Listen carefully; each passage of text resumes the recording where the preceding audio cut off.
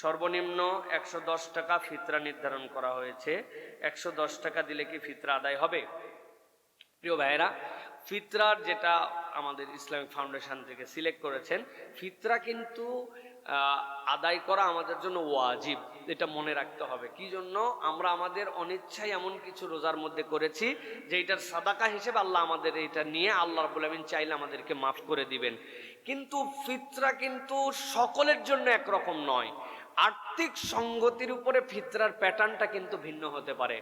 একজন লোকের অনেক আল্লাহ ক্যাপাবিলিটি দিয়েছেন, তাহলে তিনি কেন সেই গম আর জবের আটার মাপের মধ্যে যাবেন? তিনি তো তখন পনিরের মাপে যাবে। সবচেয়ে দামি যেটা পনিরের হিসাব করে দিবেন। যার ক্ষমতা আছে কিশমিশের হিসাব করে দিবে। আমি গরিব মানুষ, 250 টাকা কেজি খেজুর কিনে খাই, কেন আরেকজন যে 2200 টাকা 2500 টাকার মাবরুম খায়, অমুক তমুক খায়, উনি ওই খেজুরের মাপে দিবেন। উদ্দেশ্যটা কি? উদ্দেশ্যটা হচ্ছে দরিদ্র মানুষকে আনন্দের সাথে সামিল করে যত বেশি তাকে বেনিফিটেড করা যায়, এটাই তো মূল টার্গেট। তাহলে আল্লাহ রাব্বুল আমিনের দেওয়া এই বিধানের ক্ষেত্রে সর্বনিম্নটুকু বলে দেওয়া এটা একটা ভালো দিক, যে এইটুকু পরিমাণ দিলে আপনার হক আদায় হয়ে যাবে। কিন্তু আমরা তো কেউ 33 পায়ে থাকতে চাই না। সুযোগ থাকার পরেও আমরা কেউ 33 যেহেতু না নিয়ে আমরা টপ মার্ক পেতে চাই, লেটার মার্ক পেতে চাই, তাহলে ফিতরার ক্ষেত্রে আমরা খালি পাস মার্ক খুঁজবো কি জন্য? আমরা তো কিছু বেশি দেওয়ার জন্য চেষ্টা করতে পারি। ইনশাল্লাহ পারবো না? ইনশাআল্লাহ আল্লাহ যেন আমাদেরকে তৌফিক দান করেন। সুতরাং এটা নিয়ে আবার বিভক্তি করার দরকার নেই। এটা নিম্ন, যেটা দিলে হক আদায় হয়ে যাবে। কিন্তু উপরেরটা আপনার জন্য সিলেক্ট করা আছে।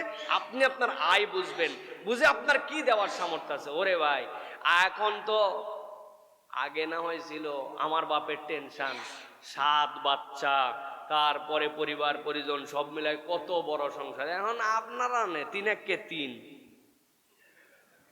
হওয়ার পরেও 3 30 বছর পরেও 3 আপনারা এই 3 জনই তো। আবার অনেকের আল্লাহ আরো সুযোগ দিছে, একবারে 2ই আছে ওনারা, এরকম আছে না? তা আপনিও যদি এই কৃপণতা করেন, 1 বাচ্চা, 2 বাচ্চা, আপনি কিছু দিতে চান না, আল্লাহর জন্য দেওয়ার চেষ্টা করেন। বেশি বেশি মানুষকে আনন্দে সম্পৃক্ত করেন। ইসলাম ভোগে বিশ্বাসী নয়, ইসলাম ত্যাগে বিশ্বাসী। ইসলামের প্রত্যেকটা আনন্দের সাথে ত্যাগ জড়িত। আপনি কুরবানি দেন আর অপরে খাওয়ানো লাগে। আপনি রোজা রেখে ঈদগাহে যান আর সকলের বাড়িতে সিন্নি পায়েস সব দেওয়ার পরে আপনি ওই আনন্দে যান। সুবহানাল্লাহ। সুতরাং এই জায়গায় আমরা দেওয়ার জন্য চেষ্টা করি। আল্লাহ আমাদেরকে বোঝার তৌফিক দান করেন। আসসালামু আলাইকুম ওয়া রাহমাতুল্লাহি ওয়া বারাকাতুহু।